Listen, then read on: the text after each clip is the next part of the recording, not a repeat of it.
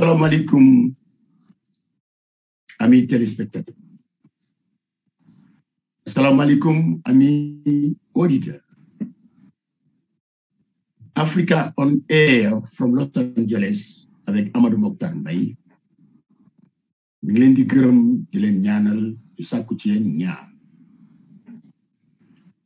di ci jiital particulièrement un groupe WhatsApp bu ñuy wax Diaspora Vision Conseil.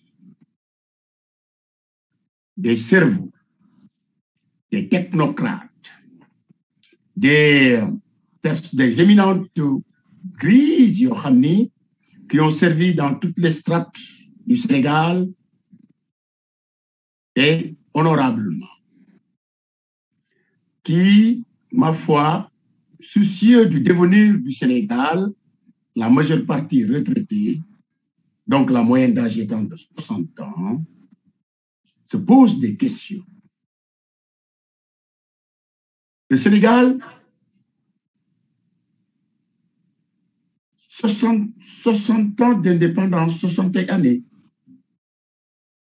Le Sénégal, première capitale de l'Afrique de l'Ouest. Le Sénégal, phare de la démocratie. Senghor ne disait-il pas que le Sénégal est un pays de dialogue? Abdou Diouf ne brillait-il pas de sa diplomatie? Abdou Diouf n'était-il pas le chantre du bipartisme et du multipartisme intégral? On se remémore de la phrase d'Abdou Diouf, Jàkka jaa ngi noonu ku mën nodd nodd. Ablaye Wade n'a-t-il pas été le panafricain? L'Europe, l'Asie, tous les autres continents et même en Afrique, ne reproche-t-on pas à Ablaye Wade ñuy wax ni un panafricanisme exagéré? On se rappelait du plan REVA. On se rappelait aussi d'un plan avec Hosni Moubarak, Obasanjo, d'un plan panafricain, africain. Des pays se sont réunis. Je ne parlais pas du ciel pour barrer l'effet du désert. Mais la prise en compte régionale, la prise en compte africaine du continent et des pays issus de la balkanisation.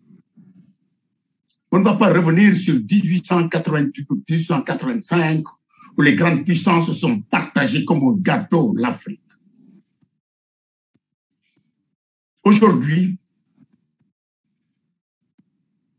on parle au Sénégal et en dehors du Sénégal, on parle du recul démocratique. Que ça tombe sur Macky Sall, est-il un hasard?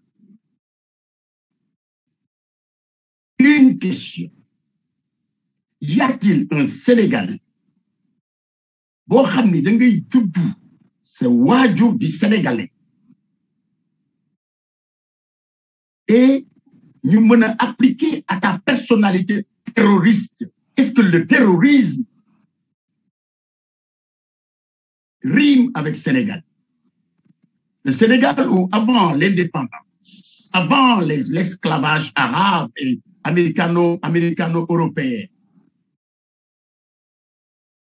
le brassage ethnique, le brassage de parler non, un Diop mu mën ci un Njaay, un Séréer lan la mën ci Joolaat, le Pulaar lan la mën ci Séréer. Le ciment du Sénégal, c'est pas la politique. Le ciment du Sénégal, c'est pas l'administratif. Le ciment du Sénégal, c'est le brassage ethnique. Fan la ñuy déggee Sénégal du ma la may sama doom parce que séréer nga, du ma la may sama doom parce que Joola nga, du ma la may sama borom parce que Soninké nga, maa ngi jàng. Terrorisme. Une loi est passée à l'Assemblée nationale. Les députés représentants du peuple. Est-ce que les députés représentants du peuple, émanant du peuple, sont des terroristes? Nous passer une loi contre le terrorisme. On sait que le terrorisme, dans les pays comme le Mali. Mais posons-nous la question réellement, en fonction de la nature du Sénégal. Est-ce que Sénégalais qui va pour monter du Sénégal, le dernier né, lire, bi nga xam ne mi ngi doga ci tout, mën na jël bombe def ko ci kiyam, dem ci jàkka, wala dem ci benn communauté, éclater boppam.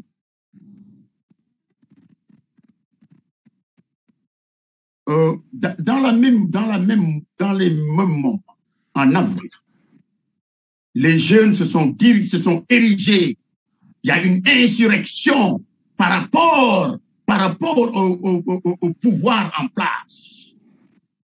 Ces mêmes jeunes qui étaient enclins à aller en Europe, de faire un voyage suicidaire pendant, force est de le rappeler, entre 2000 et 2014, 20 000 morts à Gibraltar et dans le désert. Les jeunes exilés économiques. Et 1 semaine ou 2 semaines avant, le Sénégal riche, pétrole, gaz, or, Sabadola, diamants, florissant de richesse. Et le Sénégal a fui. Les jeunes entre 25 et 30 ans ne peuvent pas prétendre avoir du boulot. On sait que l'informel est 75% en source d'emploi. On va me dire que l'État ne donne pas de boulot, mais l'État crée, assainit l'environnement des affaires pour permettre à ses citoyens de pouvoir entreprendre. Mais dans l'avion présidentiel, tout président est le premier commercial de son pays. Joe Biden est le premier commercial de son pays. Emmanuel Macron, Erdogan, Poutine, tout président est le premier commercial de son pays. Dans l'avion présidentiel, y a-t-il plus de directeurs, je ne parle pas de sociétés d'État, d'entreprises sénégalaises où c'est rempli de militants? Et là, je parle d'une manière transversale. Senghor l'a-t-il fait? Diouf l'a-t-il fait? Wade l'a-t-il fait? Oui. Je peux en être bien. Macky Sall le fait-il? Pour analyser cette situation du Sénégal, c'est pas un hasard. Nous avons choisi un homme qui ne fait pas la langue, d'une honnêteté proverbiale, qui passe à travers toutes les contingences et les obédiences, qui a une honnêteté intellectuelle que personne, quelle que soit la politique, vous me adopter, il a une franchise pour effacer qu'il soit, pour technocrate qu'il soit, pour élément de la diaspora aussi également qu'il soit. Il a une honnêteté qui passe à travers les régimes et à travers les partis politiques, à travers les gouvernements, en la personne du docteur Lamine Ba. Docteur, assalamu alaikum. Maaleykum salaam Mokhtar. Maaleykum salaam, maa ngi lay nuyu di nuyu sa collaborateurs yi ak ñi ñuy déglu ñëpp. Lay déglu avec beaucoup de passion et beaucoup d'intérêt. Parce que yéen aussi compte ci laaj ngay laaj te yaakaar ni dina amal njariñ ñi ñuy déglu di ñu xool. Docteur, boo doon présenter sa bopp nan ngay présenter woo docteur? Laaj nga ma laaj bu xaw a difficile Mokhtar parce que d'abord li ma xaw a jaaxal mooy sunu émission tey bi c'est en français Voilà, en Wolof, parce que... Non, j'en viens parce que tu as été très éloquent en français, ton introduction, au point que j'ai envie de te répondre en français, et je me dis que tu as envie de faire ça en français. Mais, comme ici, il n'y a pas de français, il n'y a pas de Wolof, en général, on parle français et Wolof mélangés au Sénégal, tellement nous sommes liés à la France par beaucoup de choses. Donc, je vous répondrai comme vous le souhaitez. Alors, présenter sa bopp loolu du yomb may dégg waykat bi mu naan wàcc jëmale sa boor mu dëll wàcc jëmale sa boor mu dëll de sorte que nee na aussi saabu du fóot boppam nag présenter sama bopp moom lu yomb parce que nit koo gis am na ay qualité comme ni nga ko waxee xañ na ci man li nga yaakaar ne mooy sumay qualité aussi nit koo gis am na ay défaut et en général nit ki du wax ay défaut jamais ku ko amul nit ki ay qualité da lay wax te loolu c'est une fausse présentation mais je m'efforcerai de vous dire ce que je pense être ou au moins ce que je souhaiterais être dama jàpp ne doomu Sénégal la bu juddoo ci réew mi et doomu soldat loolu c'est important soldat dañ koy yaru soldat dañ koy yar ci ay valeurs yoo xamante ne waajur ñi ngi koy jëlee ci armée nekk aussi doomu ñoo nga xamante ne dañ leen xam ci wàllu baatin wàllu sëriñ parce que suma yaay côté ndaam la jóge loolu lañ sant ñooñu yaakaar naa ne ràññee nañ leen Sénégal ci wàllu loo waaw ñooñu ràññee nañ leen ci wàllu diine sauf que damay boole ñaari côté yooyu léeg-léeg mu mel ne sëriñ sedd bii ba mel ne sëriñ léeg-léeg aussi ma tàng jër mais nekk ca doo ba mel ne soldat loolu je crois que ay traits de caractère la yoo xamante ne mën nañ ko wax ci man ñu Lamine dafa tàng dafa naqari deret dafa gaaw a gedd te ñun aussi Lamine dafa yaru dafa yiw yaaram la donc ñaar yooyu xëy na mooy nekk les principaux traits de caractère ci man waaye li nga xamante ne moom laa jàpp ci mbiru àddina mooy dama demoon jàngi science politique pour seet nu ma mën a indee sama contribution ci réew mi nga xamante ne ci laa bokk ndax woykat bu nekk woykat bi nee na réew moo gis am na way fexal ba boo fa juddoo nga bokk ca way wa mooy tax way wa du réer koy déglu ci benn woykat fi Sénégal mu doon wax joo xam ne du am solo la boo juddoo ci am réew da ngay fexe ba di dox ci luy dëgëral réew mi luy sargal réew mi luy sagal réew mi moo tax bi ma demee Allemagne. monsieur le ministre kii de def na ko. waaw kii sama papa la waaw jërëjëf lii 1961 la. décoré un 4 avril. dëgg la lii. pour avoir dirigé les armes. dëgg la le défilé du 4 avril. fête de l'indépendance. dëgg la boobu juddoo ko moom c'est la première surprise. jërëjëf bi neex na ma trop ndax moom mooy sama sëriñ te bi mu défilé ba noonu ba pare at après la soog a judd donc lii moom souvenir bu mën na neex la. waaye nag kii tamit ci la bokk. waaw dëgg la gëm yàlla jaw man de xaw ma foo jëlee photo yi. on vous a positivement espionné monsieur. dafa mel ne nag yow da nga bëgg a yàq émission bi ndax boo ko defee nii moom. non. positivement. mais dinaa góorgóorlu ba rongoon di tuur tey. en tout cas ñooñu daal nga fi génne seen photo ñoom a meññ. te jàpp naa ne def nañ ci man ay valeurs yoo xamante ne da ngay bëgg di fas jom di bañ ngay dem ba tey da ngay bëgg réew mi. ndax waajur bu jigéen daan na wax naan c'est pas dafa bëggoon Sénégal ba taxaw yor drapeau bi di défilé njàmbaar boobu laa gisoon ci moom moo tax am naa yaakaar ne yow lu mu yàgg-yàgg di nga mës a taxaw yor drapeau mbaa ñu yor la drapeau te it ñuy bëgg a toroxale Sénégal doo ko fekk moo tax grève naa bi ma nekkee lycée Vanvo grève naa bi ma nekkee université chaque fois que Sénégal nar a sëngéem ci wàll yoo ma tollool ba ma nekkee tout tànk taxaw naa bokk ci xeex bi pour Sénégal siggi bokk mouvement élèves yi lycée Vanvo université Dakar et cetera mais aussi bi ma demee Allemagne ba ñibbisi gis naa ne président Wade war naa jël réew mi ma ñëw jébbalu ci moom ci wàllu àddina jébbalu ci moom ci wàllu sayir gëm ne nooteel gi ñu nekkee ci biir réew mi moom war na ko mën a teggi ndax 40 ans socialisme lu metti la ba tax na ma def ko sama prophète ci wàllu politique te loolu du deñ ba faaw preuve bi mooy fi ma toog di wax ak yow kër gi ma nekk sama doom a ngi fi am ñaar fukki at ak ñaar bu tudde ko Ablaye Wade kon loolu coloré bu sax dàkk la boo xam te ne dara du waaw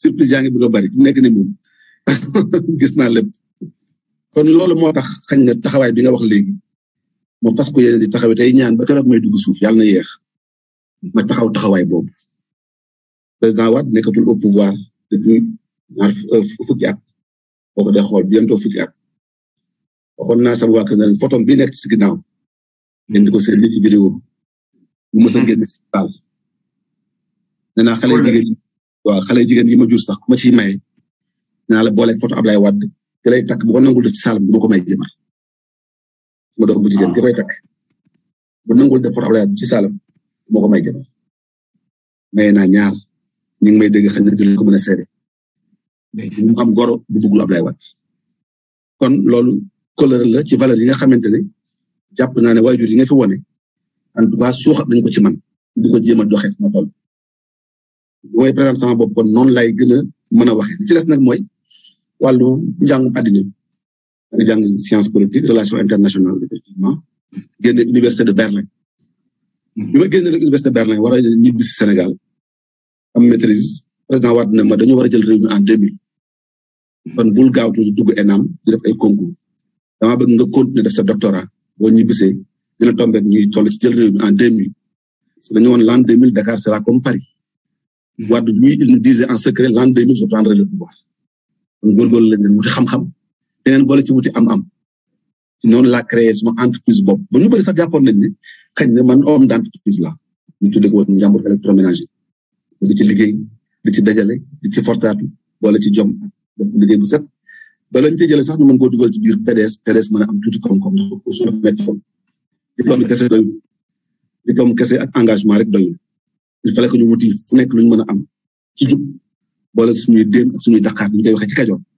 teg ko ci loxo Ablaye Wade pour mu mën a jëlee ci réew mi Ablaye nag noonu la def ak ñun ba 2000 mu jël réew mi kon bu may présenter sama daal loolu moo ëpp solo ci suma àddina ci li ma def daanaka mën naa ne bu ñu demee ba léegi defatuma lu am solo parce que gisatuma ko moo ko defal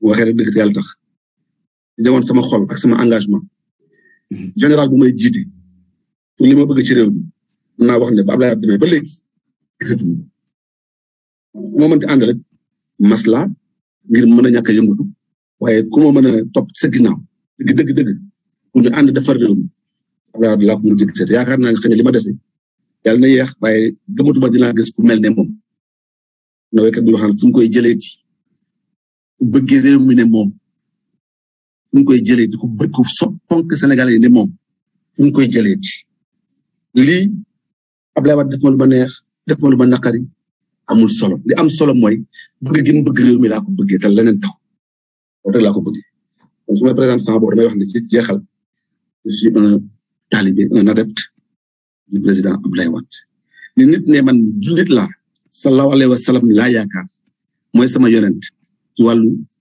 diggante na sa diggante ma yàlla mën naa waxee noonu ne man homme politique laa libéral la Abdoulaye Wade mooy suma prophète ci jën bi. Monsieur le ministre, votre fidèle serviteur am nga des points communs avec vous. Vous allez être surpris.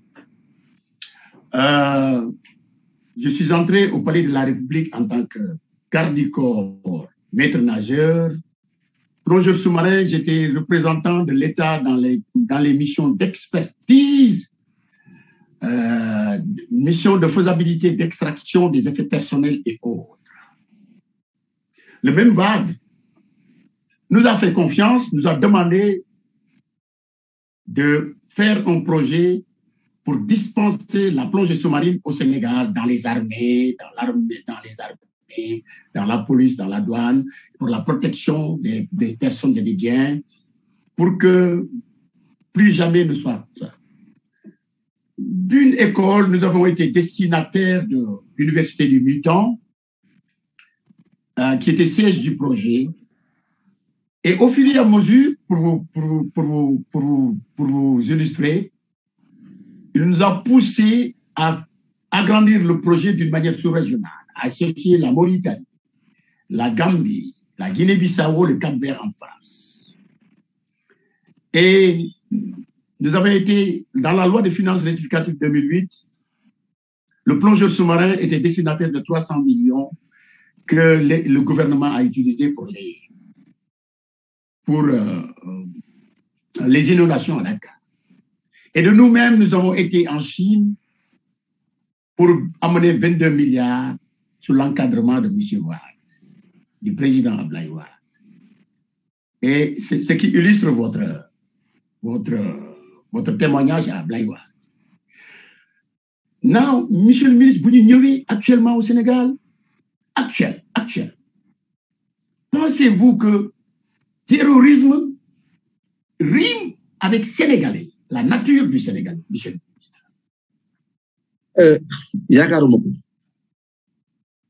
yaakaaruma ko waaye nag bëgg naa aussi ni bala may jeexal sama kàddu jël si waat ci définition lan mooy terrorisme. Parce que dafay am toute confusion ci xelum nit. Terrorisme d'abord ne rime pas avec l'islam.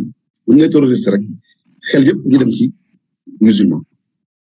D'abord terrorisme rimul ak l'islam. Terrorisme bu ñu ko xoolee au plan intellectuel bu ñu ko jëmee définir de manière étymologique mooy acte bu nit di def rek buy propager erreur. buy indi njàqare ak tiitaange ak jeexi jaaxa ci xel ak xolu nit. acte bu mën a doon. acte bu mën a doon parce que bu ñu amul définition terrorisme mën nañu juum moo tax débat bi nekk assemblée nationale débat bu li ñuy wax débat biaisé dañu ko tegul ci lu leer. tegul ko ci lu leer de part et d'autre de la part de l'opposition comme de la part du pouvoir. Tu m'as dit que je suis un homme tranché qui dit ce qu'il pense. Je vais dire ce que je pense. Terrorisme mooy acte bu nit mën a def rek buy tax indi njàqare tiitaange jeexi jaaxa ci xol ak xelu nit. maanaam bu amee ma jël exemple rek benn baar bu nekk ci sa koñ. nga tëdd sa néeg di nelaw exemple bi ma gën a jege laay wax peut-être ñu nekk fa di xeexoo toj ay butéel bi nga dégg ñuy saagante du dóor. yow mi tëdd sa néeg sa fit dem nga tiit ñooñu la ñuy def ñu ngi lay terroriser. mun lañu jàppe ne ñu ngi lay terroriser ci seen ak bu ñu ko yëgee ak bu ñu ko yëgul.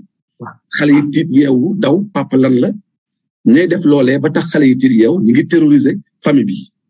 donc nga fi le mot terrorisme ni mu soree fi mu war a mën a def. dégg de sorte que kon loolu laa bëggoon indi pour définition terrorisme nit ñi bàyyi ko xel ba xam mooy lan lay tekki. la ca des mooy Sénégal moom terrorisme mën naa ne presque du lu ñu jikkoowu. lu ñu jikkoo ndax ci sunu yar boo dee xool sax bi ñuy jël indépendance bi réew yi xeex jël ay fital di xeex pour indépendance ñun dañoo waxtaan pour jubóo. parfait. mu indépendance. boo dee xool au contraire sax di réew yi nekkee ci situation ñu am ay terrorisme ak yooyu dañoo jël ci Sénégalais yi pour yóbbu leen pour ñu indi jubóo maintien de la paix. sax daay maintien de la paix demuñu pour xeex mais maintien de la paix. xam nga kuy def maintien de la paix ku am indépendance ci jubóo kooku déjà màggal yarewuñ ko terrorisme. la ca des mooy tarixa yi ci réew mi yëpp nag biñ fi nekkee dugal fi l'islam di ko suuxat dañoo naxante ak ñi fi nekkoon ba ñooñu bàyyi jóg suñu réew dem. parfait.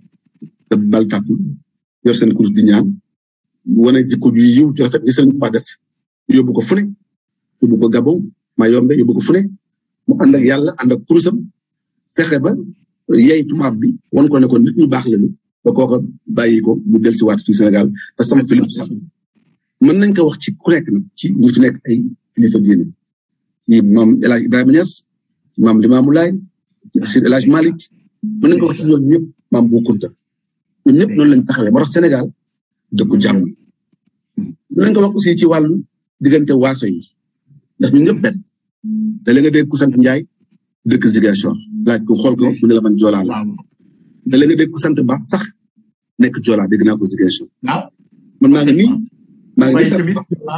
sant Ba ñu may njortel ma nekk Tukulóor te dëgguma kay ma ndax sama yaay waa Ndaam la sama papa baayam yaayam nekk waa Jolof tudd Seydou Ndiaye moo tax d'ailleurs mu njool noonu ci photo bi te bari caractère lool ndax ñoom waa Jolof lañu kon dañoo jaxasoo ba kenn mënatuñoo tàqale kon terrorisme du suñu wàll du suñu cër li xale yi wax terrorisme ñun du suñu yëf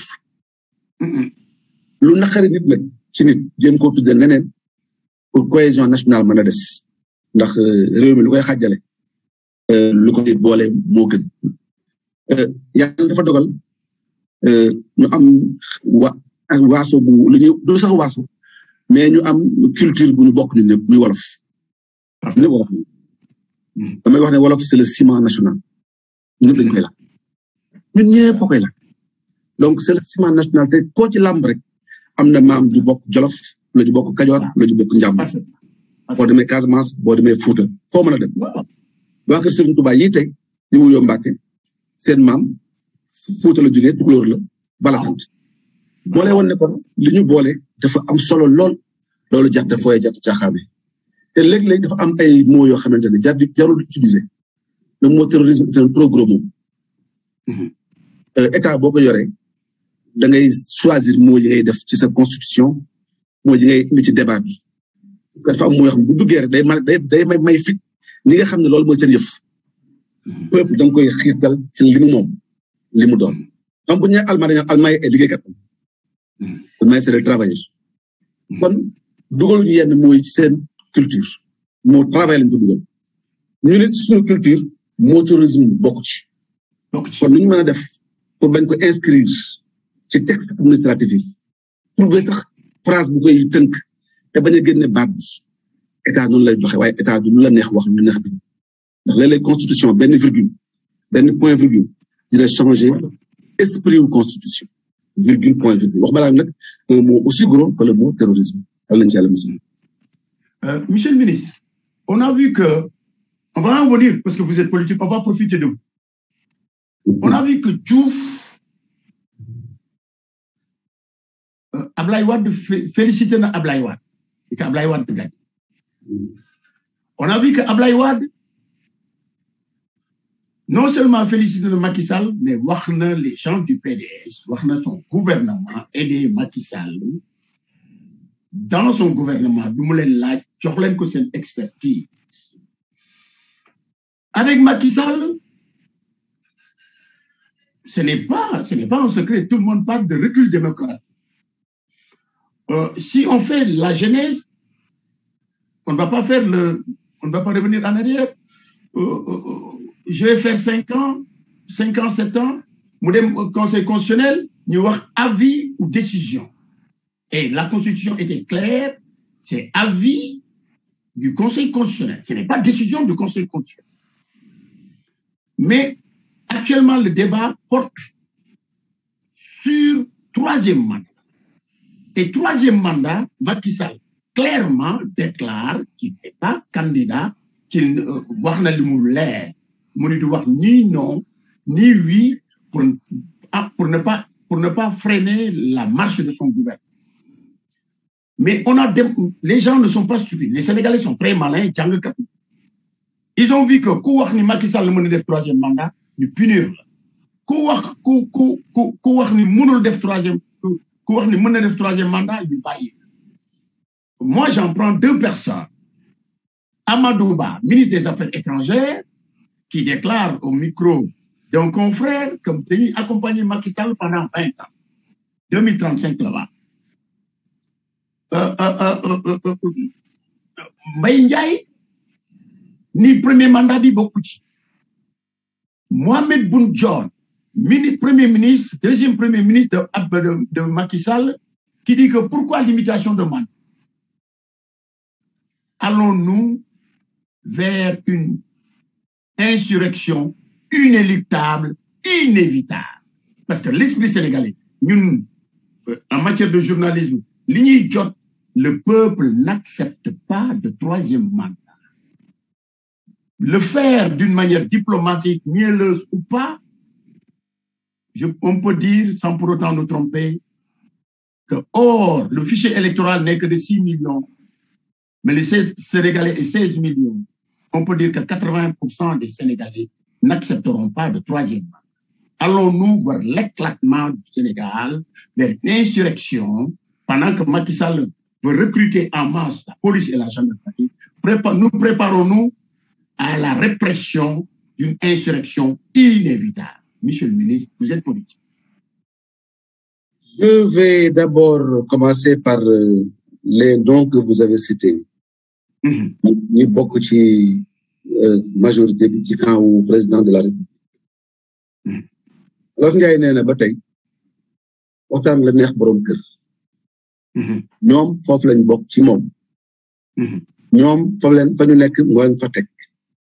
teranga dañu yor xañ na bu ñu ko mënee tuddee teranga parce que man tuddeewuma ko poste ministre teranga sacerdoce laa ko tuddee mais teranga moo leen ko jox kon xañ na am na sañ-sañu ne leen lii laa bëgg koo wax lii bëgg ma koo wax ndax olof nee nañu ku la abal ay bët fa ko neex ngay xool waaye man yàlla dogal na nag sama bët mu kan abal ma mais xool moom fa neex lay xool. Nous ne sommes pas trompés. Donc sañ naa wax sama xalaat ci loolu te ragaluma ci dara dama ciy wax mooy la ñu jàng ci mathématique ci calcul ba ñu nekkee école primaire ñu ne wax 1 bâtonnet 2 bâtonnets 3 bâtonnets 4 bâtonnets. bu indi débat bi au niveau le plus terre à terre maanaam même élève école primaire boo ko wonee benn bâtonnet teg ci beneen bâtonnet dal naan ça fait 2 bâtonnets soo indee beneen daan la ça fait 3 bâtonnets kon 1 mandat plus 1 autre mandat ça fait 2 mandats leneen lu ci tegee troisième rek la mën. Vous avez beau le tourner dans tous les sens, tourner la Constitution, invoquer des théories, appeler des experts de par le monde. La Constitution prévoit 2 mandats. Le président actuel a été élu en 2012, réélu en 2019. À mon sens, c'est terminé pour nous. C'est ça la vérité. Maintenant, au niveau politique, on a vu en Afrique des chefs d'État qui ont tenté de manipuler l'opinion, y compris peut-être aussi sunu manto ki ñu bëgg te gëm ko te yaakaar xëy na demoon na ba ñu dugal ko ci erreur bu demee noonu waaye la mu ñu coûté mooy di nga gis tey mu indi ay yàqu-yàqu yoo xam ne ñu ngi koy jéem a defaraat ndax li mu liggéeyal réew mi moo ëpp sax solo yàqu-yàqu yooyu waaye ba léegi nit ñi li ñu jàpp rek mooy bëggoon na 3e mandat moo waral li xew-xew kon nag chef d'État africain yi dañ koy faral di def man mii di wax ak yow nii maa ngi ci télévision ñëpp ñu koy xool wala ñëpp dinañ ko xool après amoon naa benn xarit boo xam ne damaa bàyyanteeg moom muy président Alassane Ouattara. wala la woon ma dem di campagne pour moom 2008 ba 2010. Union européenne fu ne ma dugg fi boobu maa nekkoon président réseau libéral africain am 47 états africains pays parti yu ma jox seen bopp def ma président ma nekk vice président international libéral te comme moom libéral la ma wër àdduna bi campagne rafetal deram taxawu ko ba mu falu ma nekk wala ren di ko seeti léeg-léeg ñu seq ay teranga waaye loolu teranga la digganteem ak moom ak man waaye ba mu taxawee la 3e mandat j'étais le premier africain à le dénoncer bien que seq nañu ay teranga parce que gëm waxul dëgg wax safaan bi gëm waxul dëgg rek wax safaan bi y a pas de nii loolu amul lii la wala lii di nga nekk candidat wala doo nekk candidat comme Alassane xooloon nañ ko pour 2 mandats mu trouver moyen ba de moom mooy day demander un 3e mandat sous le registre de la nouvelle constitution ça c'est fréquent en Afrique mais ça ne finit jamais bien ça finit toujours mal et lui-même Alassane m'avait dit une fois oui mon grand frère là il a fait l'erreur de demander un 3e mandat alors si 10 ans après c'est Alassane qui demande un 3e mandat je ne peux pas être avec lui alors wolof nee na nag mu lakk bopp day bëgg morom bopp di wax ne les oiseaux de même plumage vont ensemble chef d'État boo ci gis muy def ay mbir nga xool ñi àndal ñi ay naataangoom ay xaritam ci wàllu chef d'État yi ñi def ñi ñu seqal ay teranga boo xoolee ñi ñu seqal rek nga xam ne kon xañ na ñooñu ñoo koy conseiller pour li waaye Sénégal daloon sunu papa régime Abdoulaye Wade moo bokkoon rek moom moo fi xewaat ñu bëgg 3e mandat parce que Sénégal danaa la baatin moo ko téye baatin moo ko téye ku ko nar a yàq yaa yàq man loolu wóor nañu parce que dama laal ci wàllu ay xeexkat wàllu ay ceddo wàllu néegu ndey aussi ma laal ci wàllu ay ñu sëriñ léeg-léeg am yuy feeñ yoo xam ne du ma sëriñ waaye dinaa am yu may njort ku nar a yàq réew mi yow yaay yàq ñu daan mayante jabar ku nar a yàq réew mi yow yaay yàq ku mu mën a doon Sénégal ci ma koy misaal mooy comme géej la lu ci bokkul dafay génn donc amul tiit amul ragal li fi mën a am rek moo fi am ku mu neex demander 3e mandat boo jàppee ne 12 millions sénégalais yi amuñu xel te yow mën ngaa fexe ba jaar fi nga bëgg a jaar ba def li nga bëgg waaye li téye Sénégal du sax électeur yi yàlla suñu borom ak mag ñu baax ñu fi tëdd te ñaan fi ñoom ñoo ñuy aar lu ci bokkul du ci bokk lay mu jël. Monsieur le ministre dañu aborder benn sujet c'est la politique de gestion des fonctionnaires de la politique de gestion question bicéphale lañ lay posé notre relation avec la France elle est légendaire de par l'esclavage on ne va pas faire le procès de l'esclavage on ne va pas faire le procès de la colonisation mais moi à mon humble avis si nous pardonnons la France du passé la France doit nous pardonner notre présent puisque nous avons les cadres qu'il faut nous avons les moyens qu'il faut nous avons du gaz du pétrole la France ne doit pas se tailler la part du lion et nous avons constaté que le gouvernement le régime actuel def nañu conseil des ministres conjoint à Paris après le gouvernement français ñëw conseil de ministres conjoint nous on sent que Emmanuel Macron donne des ordres à Macky Sall et ministre par ministre qu'on donne des ordres au gouvernement sénégalais et au moment où on ñu ngi implanté des de santé muy un grand outil informatique où tous les secrets du gouvernement des 16 millions de Sénégalais vont y être. La France va avoir peut-être, est-ce que nous avons amené courage ou sauvegarder que parce que c'est l'intérêt national, c'est la base de données est-ce qu'on va avoir une souveraineté par rapport à ça? Benenbi, c'est dans l'histoire, bicéphale, monsieur le ministre, bicéphale, à Tcharoy, à Dakar, 300 tirailleurs sénégalais sont actuellement en fosse commune. On disait que 70 tirailleurs sénégalais à Tcharoy le 1er décembre 1944, mais 300 tirailleurs sénégalais nous l'ont piétiner à Tcharoy. Avons-nous la souveraineté, avons-nous la liberté d'exhumer ces 300 tirailleurs sénégalais, les enterrer dans des tombes décentes, leur rendre des hommages, comme Emmanuel Macron a rendu hommage à Napoléon qui a ramené encore l'esclavage? Michel Ministre. D'abord, je vais répondre en français parce que, comme de nous tous les Mohamed,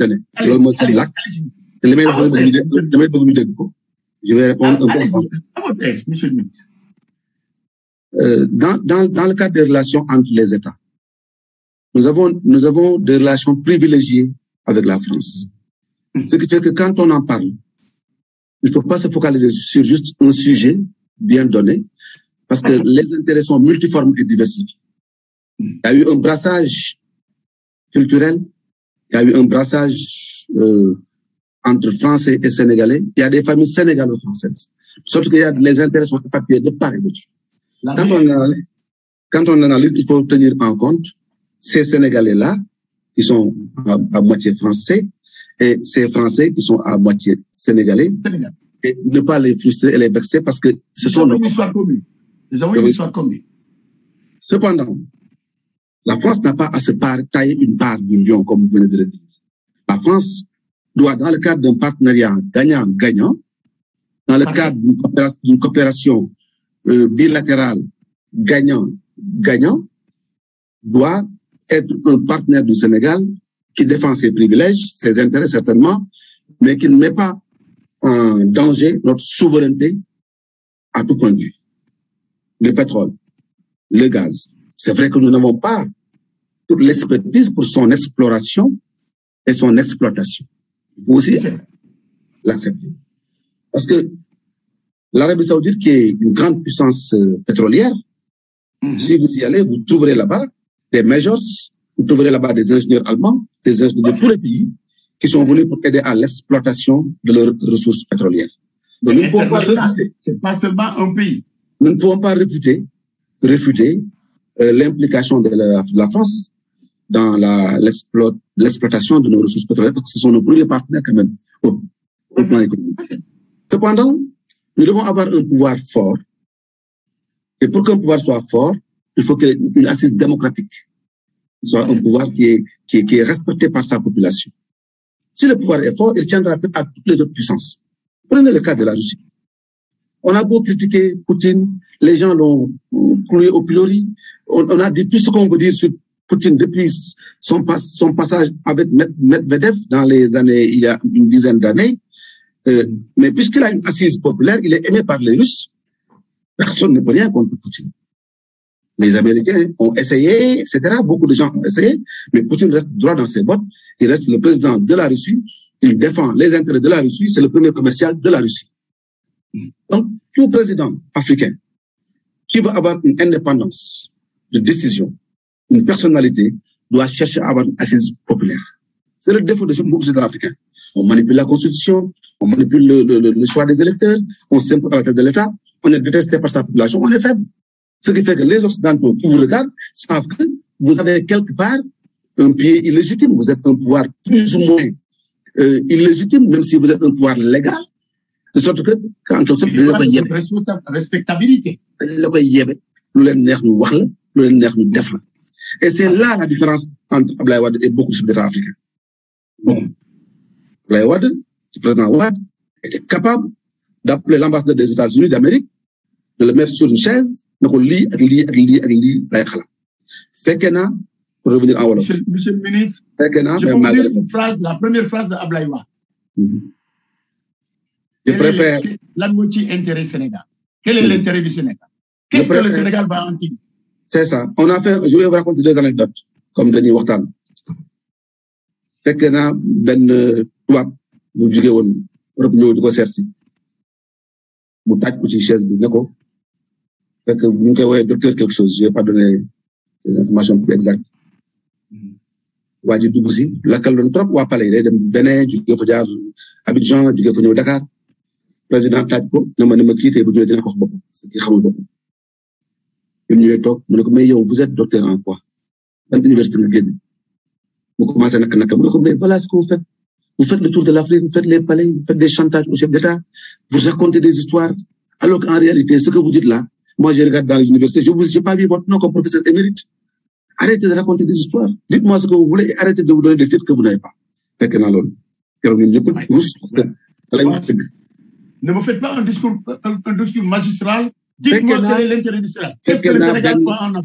Bon, xamante ne nu ma mën a def nettali ko ci émission bi daje nañu Monterrey benn sommet bu ñuy wax sommet du développement à Monterrey en 2002 yëpp dañ ko war a bind pour génération yi xam ko parce que li ñu jàpp rek mooy Wade bëgg na 3e mandat pas bi dàq nañ ko wax ju ñaaw man toog naa Monterrey président Wade toog délégation bi yëpp toog ñu yegg si foofu ay boori 5 heures ak suñu valise ci chambre yi ñu ne Chirac moo woote benn réunion ci suuf mu ne mais Chirac lan lay dox di woo Afrique président africain yi waaye nañu dem tey jël dëgg-dëgg bi ñu wàccee ci salle bi président Chirac toog président Omar Bongo président Bénin président africain yëpp toog wër Chirac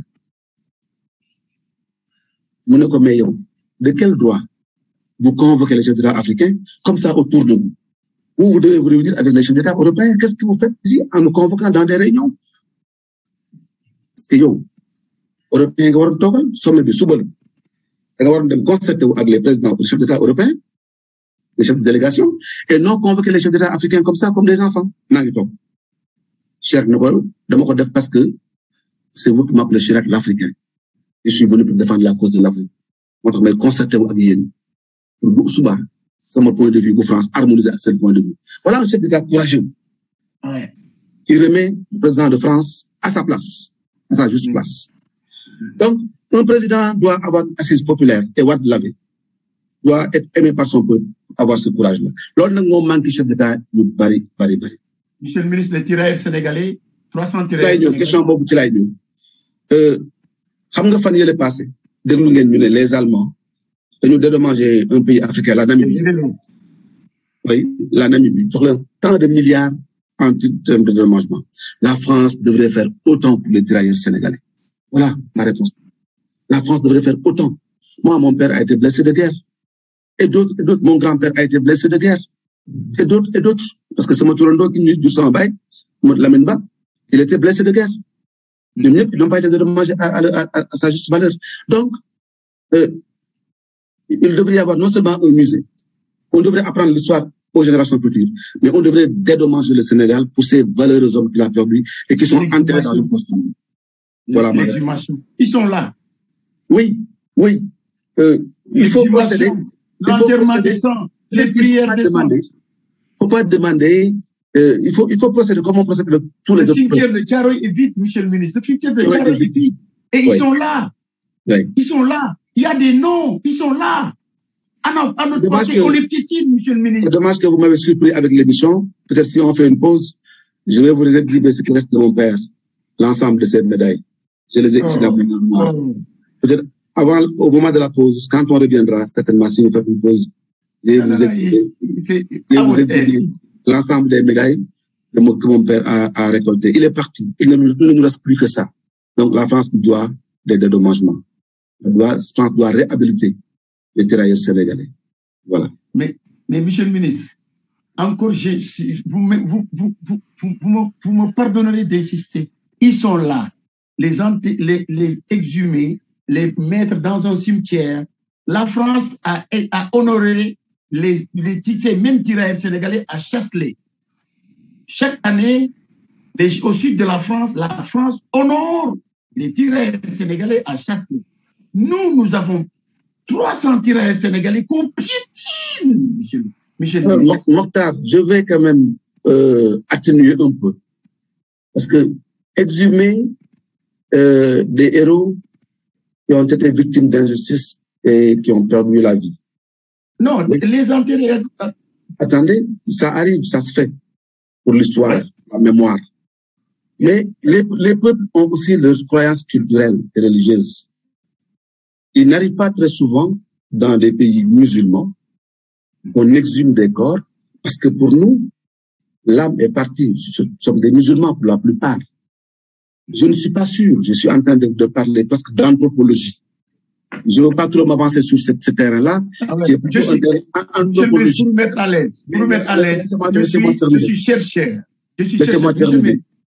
La recherche, à mon sens, dans certains cas assez limite, la recherche, elle bute à des limites. Nous sommes des croyants, des musulmans. Je ne suis pas sûr de ce que je dis, mais je le dis quand même. On aurait fait un référendum, on aurait interrogé les Sénégalais qui sont profondément croyants. Je ne suis pas sûr que la majorité dise oui, il faut les exhumer, il faut les honorer, les réhabiliter, penser à leur famille, retracer tout, enseigner l'histoire. Mais exhumer les corps, je ne suis pas sûr que les Sénégalais qui sont profondément musulmans auraient voté s'il y avait un référendum sur ça. C'est une excellente idée, monsieur le ministre. Je vous le conseille.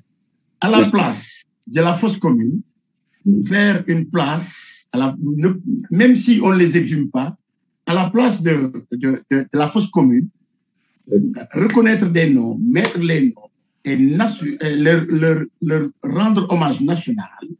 Monsieur le ministre, je suis chercheur au Centre des archives d'outre-mer à Aix-en-Provence, au Palais de Chailly et au Musée historique des armées à Vincennes. Grâce à Blaïwad. Je rends grâce à Blaïwad. Monsieur le ministre, la France rend honneur aux soldats inconnus. La France rend honneur à nos tirailleurs sénégalais. Pourquoi pas nous? Bon, je vais vous raconter une anecdote. On était avec l'ancien ministre de la Justice qui était ministre des Forces armées de France. J'ai oublié son nom. J'étais allé représenter le gouvernement à une cérémonie commémorant les tirailleurs sénégalais qui sont tombés sur le champ de bataille. Nous sommes allés déposer une gerbe de fleurs à l'Arc de Triomphe. C'était en 2005, je crois, j'étais ministre de la Coopération. Et quand on déposait la gerbe de fleurs, le ministre français des Forces armées m'a chuchoté à l'oreille, ce soldat inconnu, qui sait si c'est pas un Sénégalais? Elle m'a dit ça. Qui sait? Je pourrais vous dire peut-être le nom avant la fin de l'émission. C'était en 2005, il était devenu ministre de la Justice, ensuite des Forces armées. On avait la gerbe de fleurs ensemble, on s'avançait sur la tombe du soldat inconnu. Elle m'a dit à l'oreille, monsieur le ministre, qui sait si ce soldat n'est pas un Sénégalais? Donc, je crois que l'histoire est ainsi faite. Il faut l'accepter en honorant. Même les tirailleurs, les soldats en France, je suis sûr qu'on honore la mémoire des tirailleurs sénégalais en même temps. Dans leurs familles qui sont restées ici, leurs descendants, dont les ancêtres ont marqué l'histoire, doivent être quand même honorés, réhabilités et soutenus. C'est de ça plutôt qu'il est question. Je vous remercie. Okay. Monsieur le ministre, Abdoulaye Wade honorer les tirailleurs. Ce bouquin lui a été offert. Hein? Et il m'a offert ce bouquin. À monsieur le président, à monsieur Abdoulaye Wade, président de la République, en souvenir des Sénégalais au service de la France. Et c'est le rédacteur et il me l'a offert. Monsieur le ministre, maintenant, si nous en venons au vivant, les retraités sénégalais, d'une manière globale, sont stressés. Ils meurent un à un parce que les traitements salariales, il faut tout dire. Les militaires retraités ont des salaires de misère de par leur dignité, des pensions de misère de par leur dignité. Ils ne font pas la grève. Mais les mutilés de guerre sont obligés de faire la grève. Il y a une loi qui est passée à l'Assemblée nationale, la revalorisation des pensions des militaires. J'insiste sur le cadre militaire puisque vous avez grandi à une caserne. Oui, hein? Au camp Lat-Dior. Au camp Lat-Dior. Oui. Mon beau-frère Cissé était là-bas et j'ai une partie du camp Lat-Dior. En même temps que Saman Sen. Vous connaissez Saman Sen? C'est pas trop, ça me viendra en mémoire. L'homme c'est Saman Sen. Et je connais très bien, vous avez grandi là-bas ensemble. Ah oui. Donc, monsieur le ministre, comment vous voyez des gens qui n'ont jamais eu d'heures supplémentaires, des gens qui ont risqué leur vie, au Sénégal et à l'extérieur, et surtout présents aux Nations Unies, qui meurent, qu'on les ramène à leurs parents, et que vous nous retraités, on les oublie. Les traitements de pension, c'est de misère, pour ne pas dire le mot. Est-ce que retraité militaire égale poubelle? Je vais vous demander. Il meurt une année, 2 années après le retraite, Michel Ministre. Je voudrais vous demander une petite pause, 2 minutes, et revenir. Allez-y, Michel le Ministre. Allez-y, Michel le Ministre. À votre tête, Michel le Ministre. 2 minutes, je suis là. Non, continue. Laissez comme ça, allez-y. Monsieur, amis téléspectateurs et auditeurs, nous sommes avec le docteur Lamine Ba, qui, ma foi, est enfant de militaire aussi également, qui, nous l'avons invité dans cette situation, dans l'histoire du Sénégal, au moment où le Sénégal traverse dans son histoire des soubresauts. Nous avons évoqué pas mal de choses au niveau du Sénégal. C'est des sujets d'actualité. Des sujets d'actualité en termes de gouvernance. Des sujets d'actualité en termes d'indépendance, de souveraineté nationale.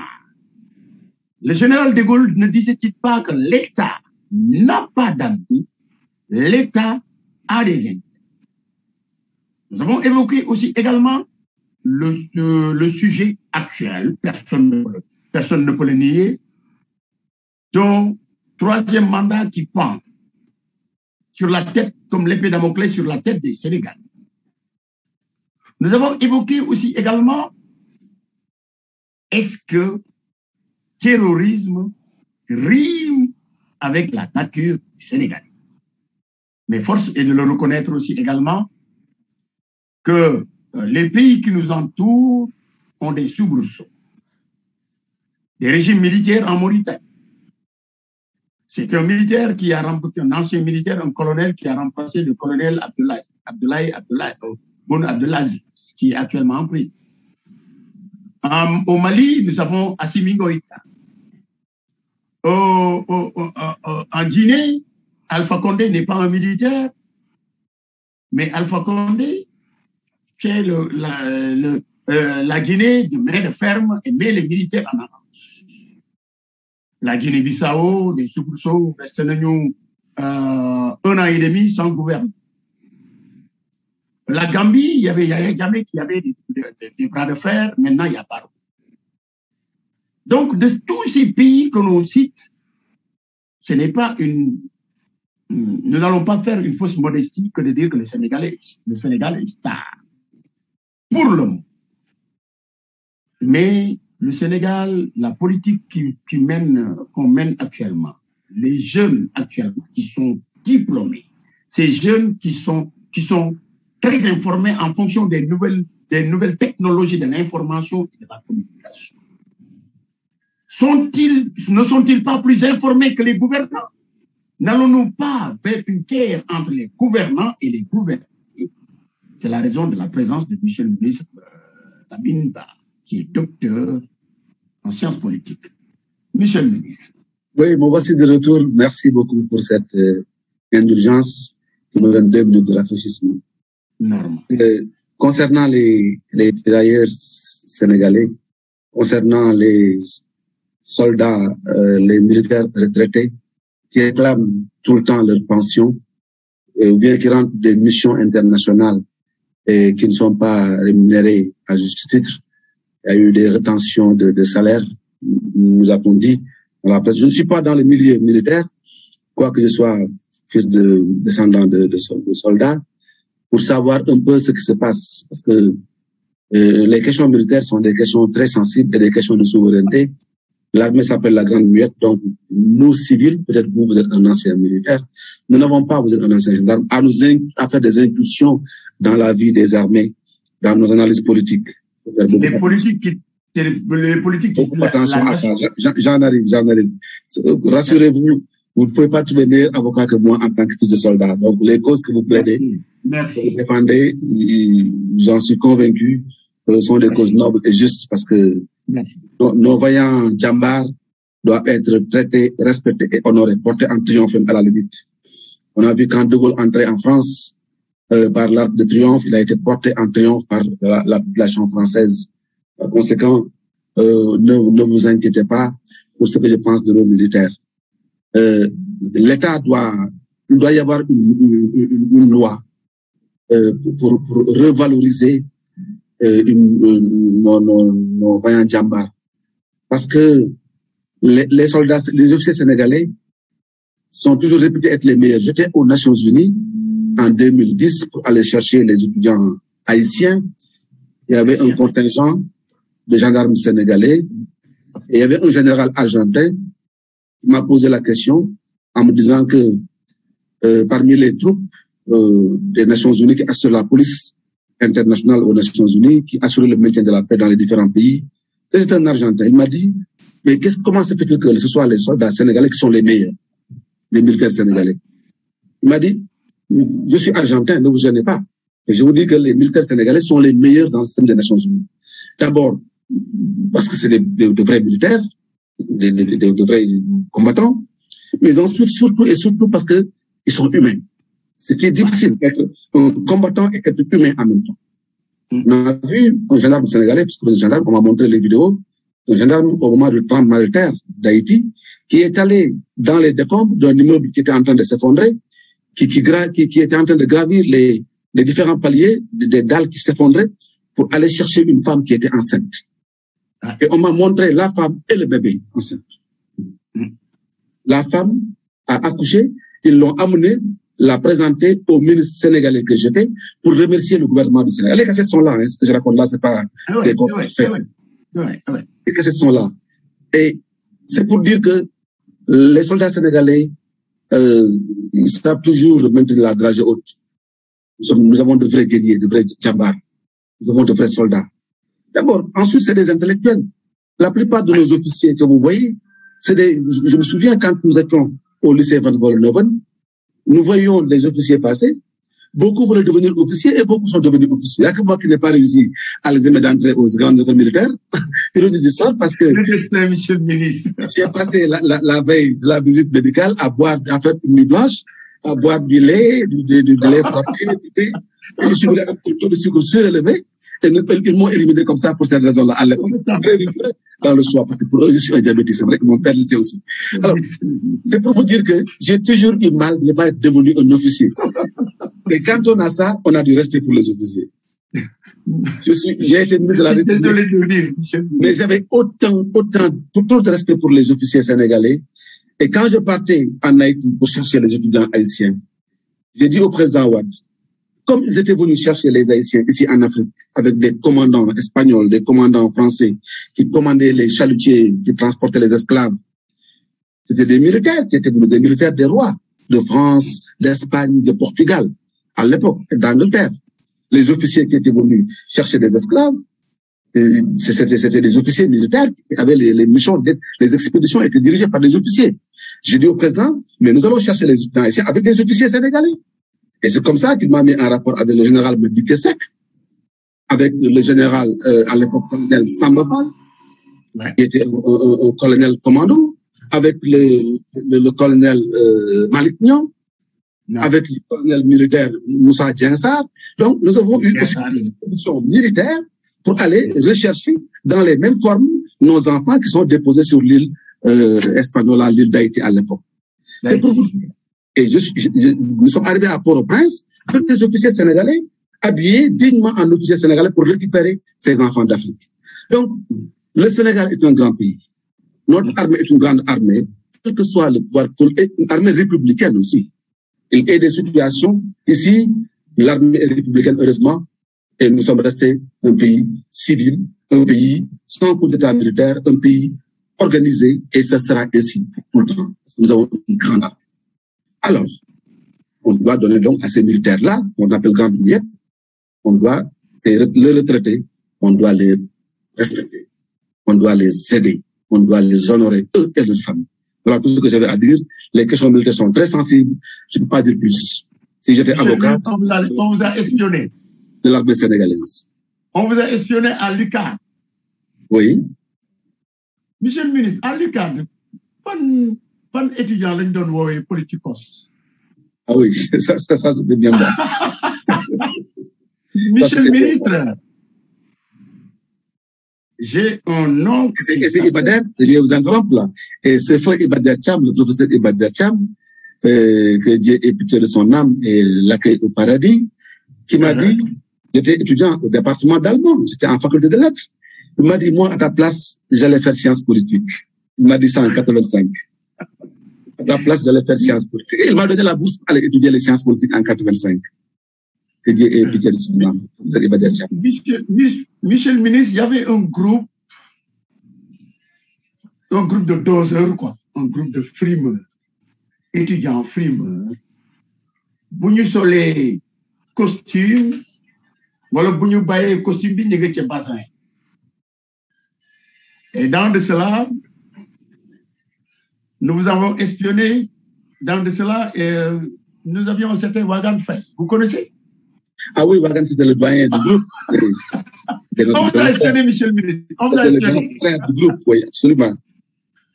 J'ai l'impression que vous êtes Big Brother. Big Brother qui dit que 1984, George Orwell, qui dit qu'on a l'œil sur vous. Vous avez eu l'œil sur moi, sur tout, finalement. Parce que si vous allez dénicher Wagan Faye, on est désolé, positivement. C'est vraiment Big Brother. Mais bon, c'est pas grave, c'est pour la bonne cause. On est désolé. C'est pour la bonne cause. Merci. C'était un grand frère, on a passé de grands moments. Il nous a beaucoup conseillé. Nous étions à l'époque aussi enseignants à Jean de La Fontaine. Oui, à un moment donné, quand j'étais ministre de l'Environnement, il y en a qui me disaient, où est-ce qu'il a sorti ce garçon-là? Il paraît qu'il vendait des frigos, il n'avait pas fait l'université. Bon, ça faisait rire parce que, à l'époque, comme j'avais créé une entreprise privée pour avoir de l'argent pour le parti, les gens ont fait la confusion. Mais nous étions enseignants à Jean de La Fontaine. Moi, j'avais les classes de 4e et 3e en allemand et les classes secondes en histoire-géographie, puisque j'étais en faculté de lettres. Et Wagan était le doyen du groupe. Et pour la bonne anecdote, pour faire rire un petit peu peut-être, si vous voulez, parce que l'émission est très détendue. Une fois, nous avons perçu nos petits salaires d'enseignants privés, 35, 45 000, hein, on avait tous les mois, à l'époque c'était en 85, 84, 85, avant que je ne parte en Allemagne. Et quand nous sommes sortis avec nos salaires, bon, nous on marchait de Jean de La Fontaine à l'université, c'était pas loin. On voulait marcher, j'ai pris le chemin j'ai pris la route. Wagan m'a tiré par la suite, il m'a dit, mais attends, tu vas où là? On rentre. Il me dit, mais, passez-moi le mot, hein. Il m'a dit, mais toi, tu es un vrai bateau. Toi, tu perçois ton salaire et tu veux marcher. Tu es un diable, économise trop. On prend un taxi. Comme on a perçu ton salaire, on marchera pas aujourd'hui, on prend un taxi. On va se cotiser pour prendre un taxi. Alors, ce qui fait rire, c'est que dès qu'on a pris le taxi, il a sorti la cassette de Youssou Ndour qui s'appelle Wagan, Dougou Wagan, Khalis Wagan. Et il disait Khalis Wagan. Comme il vous a raconté des histoires, voilà ce que je raconte sur Wagan Faye. Et aujourd'hui, un censeur à l'Université du Sahel, qui est un grand professeur, un grand intellectuel, sorti de la faculté de lettres, département d'anglais. Je le respecte beaucoup. Monsieur le ministre, si nous en venons au Sénégal actuel, la diaspora a peur. La diaspora a peur. Les gouvernants, monsieur le ministre, la moyenne d'âge au Sénégal, c'est 19. La moyenne d'âge au 19. 83% des Sénégalais n'ont pas plus de 43. Monsieur le ministre, sur 153 000 fonctionnaires, les 100 000 sont des enseignants. Qui dit enseignants dit éducation nationale. Monsieur le ministre, actuellement, où va le Sénégal? Sur le plan économique d'abord.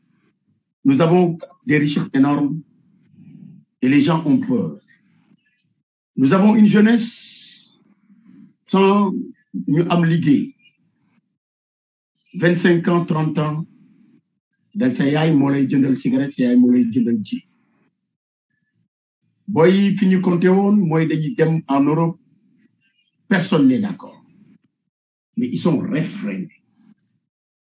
Ils sont au Sénégal et ils ne se réfèrent pas, ils ne voient pas seen bopp ci la gouvernance actuellement du Sénégal. Disons, c'est la marche d'un pays. Tous les pays qui se sont développés à un certain moment ont attesté des problèmes. La France a eu 1780. Israël persécuté, disséminé à travers le monde. L'Amérique a connu la domination allemande, la domination anglaise et la domination française, la guerre. Quel pays n'a pas eu des problèmes? Mais Sénégal, vous tenez, en fonction de la sous-région, en fonction de nous du Sud-Bop, nous avons la guerre casamançaise qui a longtemps duré, le conflit le plus long du monde.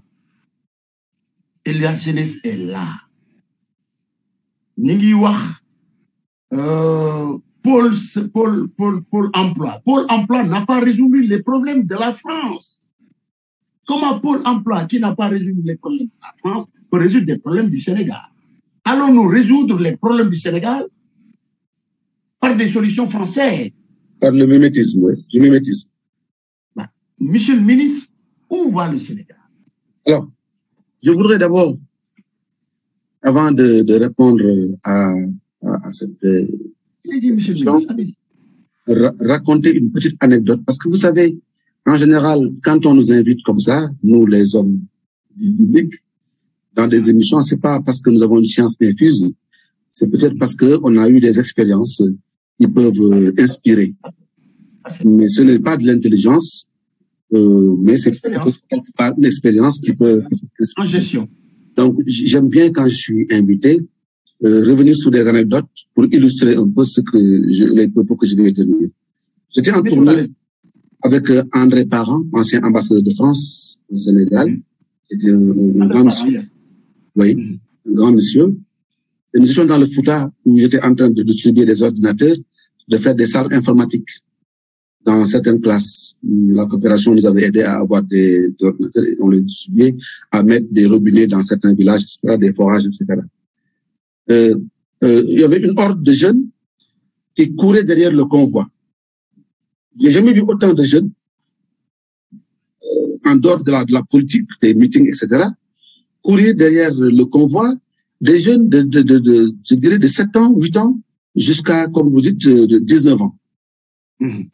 Et l'ambassadeur qui était dans ma voiture, c'est comme ça, en général, particulièrement, il vient dans ma voiture, on était ensemble, il était pensif, il était absent pendant quelques minutes. Et comme nous étions des amis, je l'ai regardé, je lui ai dit, monsieur l'ambassadeur, vous êtes absent là, qu'est-ce qui se passe? Vous avez un malaise, qu'est-ce qui ne vous plaît pas? Il me dit, non, docteur, moi j'ai des soucis. Cette population jeune qui court derrière et qui sont des millions dans tous les villages, c'est comme ça. Je parcours le Sénégal, je vois des milliers de jeunes.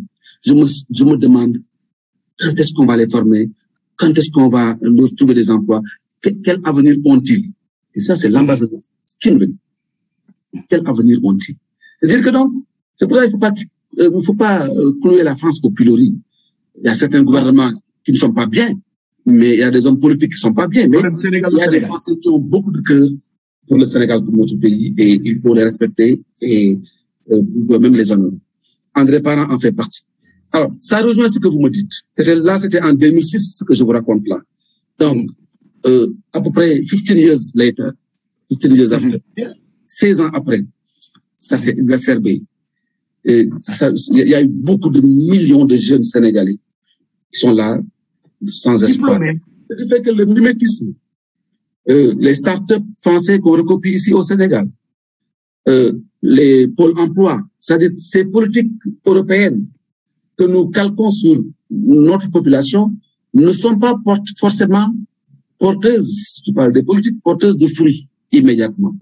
Faire attention, parce que nous avons l'habitude dans nos pays, et je l'ai déploré même dans ma thèse de doctorat, qui est une thèse peut-être inconnue, mais qui est dans les bibliothèques là-bas en Allemagne.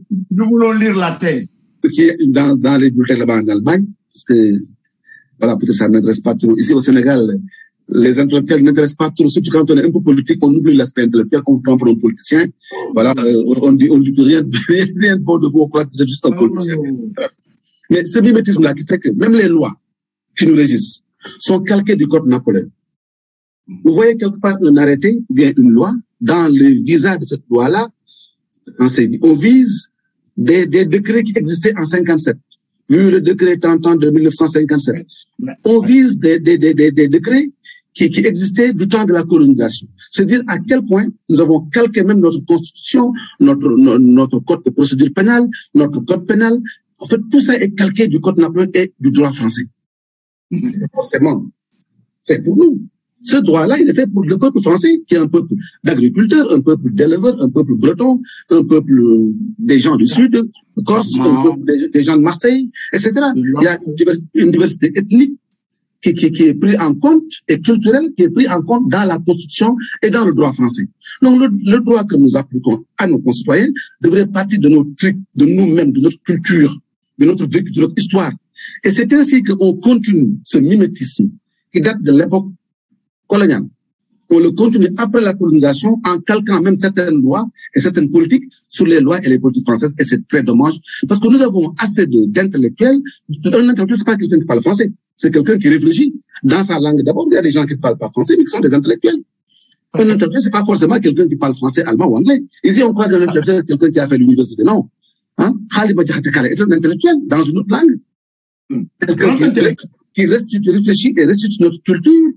Alors, tant que nous ne nous arrêtons pas, et chacun te l'a dit, pour parler de nos langues, pour réfléchir dans nos langues. Parce qu'en Allemagne, on me disait souvent, oui, tu rêves dans quelle langue? Je dis, mais est-ce que vous voulez, je rêve en Wolof?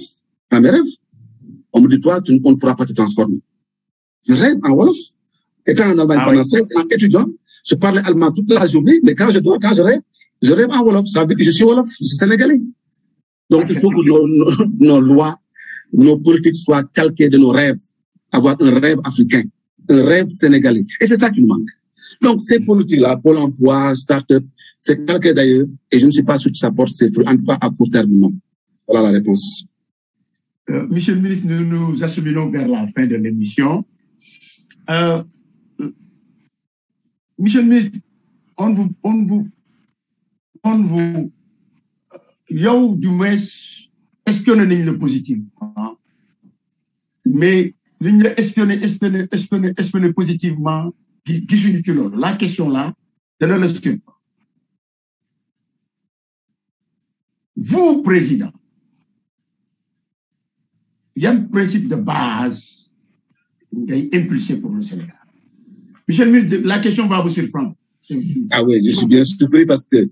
Ah oui. Parce que gisuñu en aucun moment boo xalaatee loolu boo bindee loolu wala lu ko jëlee nga baal ñu nag c'est nous. Vous, président, monsieur le ministre, je suis désolé de la surprise aussi également. Oui. Nan nga xalaatee gérer le Sénégal avant de passer à la conclusion. Bon, commençons par les préalables. D'accord. Je suis désolé, hein, monsieur le ministre. Un président est un leader. Ouais. Et le leadership ne se décrète pas. Non. Ça ne s'apprend même pas d'ailleurs. Je vois qu'elle parle de séminaires en leadership pour aider les gens à savoir parler en public, à être des leaders. Ça ne se décrète pas et je suis même pas sûr que ça s'apprenne, le leadership. Non. Le leadership est le résultat d'une maturation. On va parler un peu en sénégalais. Oui, allez-y. Dans le petit groupe d'enfants de 5 ans, là, toujours, am na ku ñuy wax turam. Oui. Dañ dem kër ñoom diw. Lu ñuy def moom moo koy xaw a organiser moo koy jiite. Maturation boobu da lay topp l'école primaire. Classe ñoom diw. On ne connaît même pas le maître, classe ñoom diw. École ñoom diw. Pas mooy nekk adresse su kër ga. Voilà, école ñoom diw. Ah, kii mooy jàng école diw. Seen kon ñoom diw la. Donc nga koy màggale di am du caractère parce que loolu bu ñu koy wax rek c'est parce que am na looy guider nit ñi loo tanee xale yi ci des ba tax ñu topp la loolu ngay màggale ba xañ na nga jàpp ne yow kat da nga war di jiite ay groupe foo toll ndax xamoo leneen loolu la ñëpp di xaar ci yow loolu mooy def leader loolu nag bu amee ci nit am na ci président Abdoulaye Wade à Sébi Ponti c'était lui-même qui jouait à la guitare. C'est lui-même qui jouait à la guitare pour les étudiants. Le xew laaj Ablaye. Dans sa propre maison, il avait ses grands frères. Il m'entendra certainement. Le xew laaj Ablaye. Bu amee benn histoire ñu Ablaye da war di xam dara. C'est lui qui nous le racontait. Donc, le leadership dafa feeñ Kébémer bu nekk xale Saint-Louis bu nekk étudiant ba mu dem nekk étudiant à la Fayence, diriger les étudiants africains de Paris.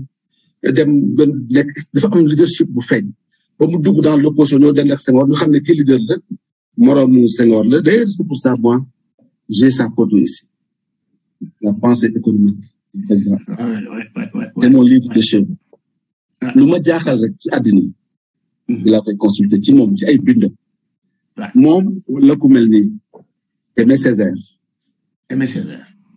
moom ñi laa def ne ñoom ñooy ay nawleem. C'est discours sur le colonialisme? Oui, c'est bien ça. Discours sur le colonialisme? C'est ça. Ak ku mel ne le président Senghor. Nii lay su ma jaaxlee ci ni àdduna doxee boo xoolee rek di nga gis ne lii moo waral les relations de causalité, de cause à effet. Alors, je termine mon analyse.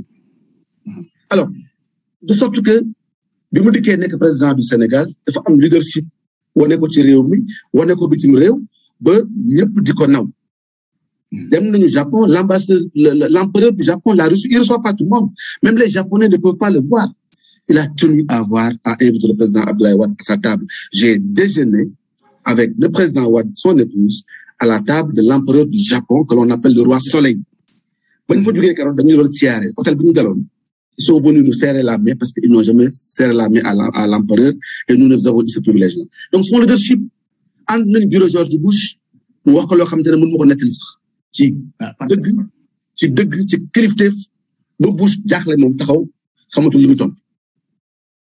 loolu tamit ay anecdote leader bu leen alors mais boo juumee nag ba jël ku amul loolu yëpp mu nekk sa président de la république nekk leader y a un problème dañ koy mag géyte rek gauche droite ku ñëw wax mu ne loolu bu ñu ne ñu màng mu ne iyo bu ñu ne ñu toog mu ne iyo donc nit dafay am tuuti leadership loolu nag maturation boobu xaw ma mi ngi ci manam déet en tout cas li ma xam daal mooy comme yéen def ngeen seen investigation xool sama jaar-jaar ba fii xam naa ne daal lu mu mën a doon li ma Serigne Saliou waxoon rek dama koy indi en témoignage parce que télévision du wax du fi ñuy waxee loo xam ne du dëgg ñoom ñu nga ci dëgg ma nga ci dëgg.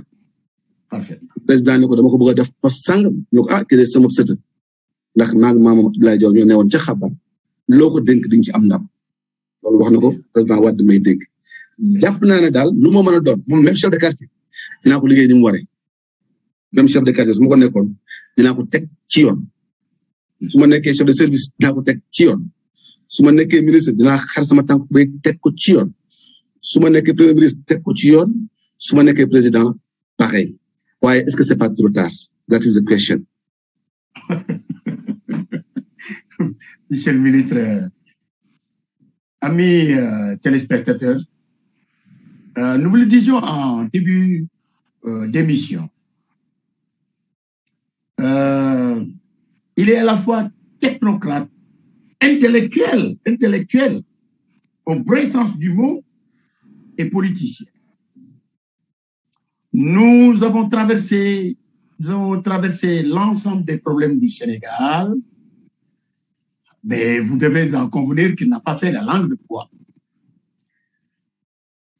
Maintenant que le moment, on a traversé l'histoire aussi du Sénégal, et il a été équilibré. Et je pense que li duuf ci nag bi xajul ci cin daañu ko delloosi waat daañu ko espionné waat delloosi waat ko monsieur le ministre bu fekkee da nga am doy lay wuñu bu fekkee da nga am une conclusion booy def à l'intention des Sénégalais d'une manière globale de tout âge góor jigéen mag ak ndaw surtout la jeunesse nga xam ni il a besoin de rêve il a besoin d'espoir bu fekkee da ngay jox message aux politiciens 1% de la population pouvoir comme opposition bu fekkee da ngay jox message troisième point à la diaspora yow vous êtes un produit de la diaspora man ma nekk dans la diaspora. Mon fils, Hassan Mbaye, veut s'exiler. Il vient de se marier, mais il veut s'exiler au Maroc. Puisque les pôles économiques du Sénégal, économiques et financiers du Sénégal, il cadre le Guinée là comme yo, mais il veut s'exiler au Maroc. Vous faites que dans ta conclusion, là, adressé à cette type de population, monsieur le ministre. benn teranga doomu adama liggéey rek moo koy joxe leneen loo am ci àddina te amoo ko ci liggéey xamal ne dara ñu naaw loolu gëm naa ko parce que xam ne Allemagne laa ko jàngee ñaareel bi jub looy def ko ci njub muy politique muy lu mu mën a doon lu njub lalul du juraab amul jëmul kër jëmul fenn ñetteel bi fi nga xamante ne fa nga bokk fi nga màgge ñi la sos sa askan sa xeet fi nga bokk dara warul tax nga gedd ko ak lu mu metti fa am benn waaye bu ma sa wàcc fii ci aéroport bi daje fa ak suñu benn waa góor bu baax ñu wax Chérif Sey El Hadj Chérif Sey qui est un grand homme d'affaires ici à Castor ñu dem jëli suñu benn mag wàcc ci aéroport bi mu wàccee fekk moom demoon na en France pendant la guerre d'Algérie bi mu fa jugee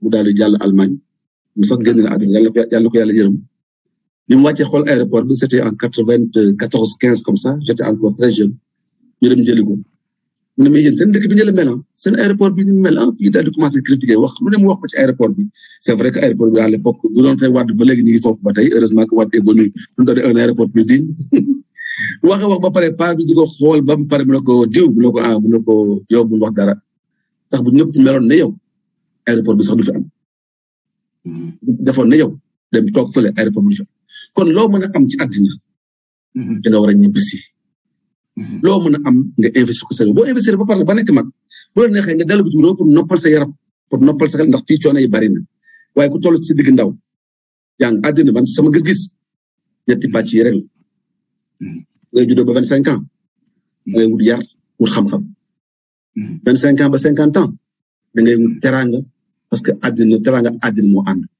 diggante nag 50 ans ba 75 ans jëm kaw ak lu la yàlla may da ngay jaamu yàlla def lu baax pour man ñett yooyu laa gis kon xale yi dañu bàyyi loolu bañ a yàkkam ci boo rombee Lamine Bara ak benn immeuble bu nekk parcelle benn Mercedes nga foog dafa xëy daanu ci kawam non la roulé sa pote il s'est battu dans la neige avec des conteneurs teg na fële sax ay diplôme am nekk ay frigidaire rek ay kenn xamul ba ñu rootul sax intellectuel liggéey rek mooy maye teraan politique bi nekk député nekk ministre nekk maire ak lu mu mën a doon soo loo ci mën a nekk te defoo sa bopp ne da nga war a liggéey teraan nga da nga war a liggéey daan sa doole ci lu dara nekkoo ci dara te la nga romb un député yéene ko sarax pourtant 5 ans avant boo ko rombee muy rëy grand bu oto yi wër ko day dem ba su mën a tee génn day làqutu léegi nga romb un ministre pareil li koy taree nag loolu am ak métier bu mu mën a doon daan sa doole ci njub sénégalais bu la xool nga xool ko nii may xoolee écran bi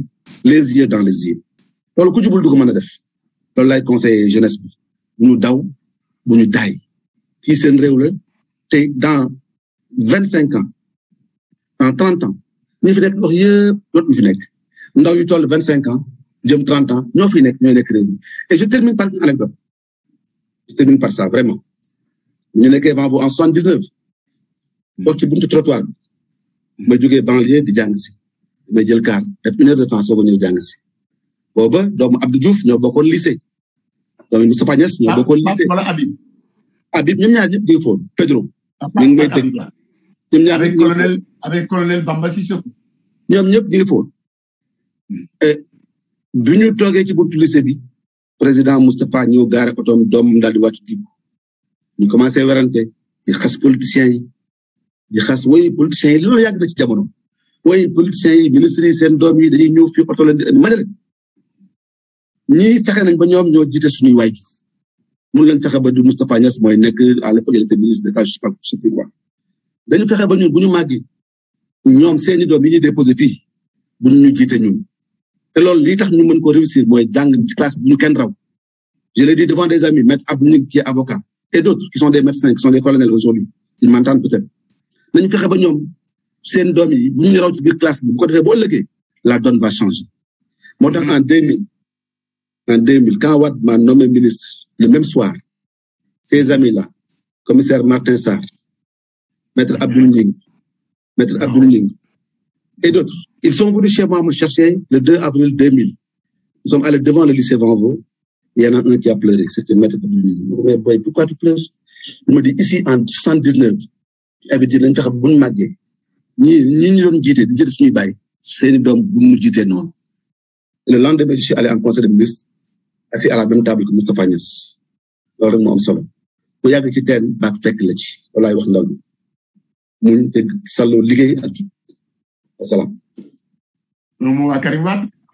ah oui lui c'est mon jeune frère dama ko namb nee ko nag nee nag dama bëgg nag bu ko déggee li nañ ñibbisi wala mu def ñu ci bato ñun ñëpp ñu dem seeti parce que sama rakal dama ko namb te papa mu ngi fii ci kër gi et d'ailleurs je me souviens Karim quand chaque fois qu'on se voyait en voyage il achetait des chocolats am da joxal ma ko sama papa Ablaye mon fils qui est là ne ko Ablaye mi ngi fi toog di xaar chocolat yi ne gaaw indi chocolat yi boobu mbaa mu yónnee bi Ablaye dem loolu laa koy wax. Amis téléspectateurs. jërëjëf. C'est à votre appréciation. Mais votre serviteur est totalement content et nous n'étions pas sûrs. Nous avions espionné positivement notre pays qui est passé à travers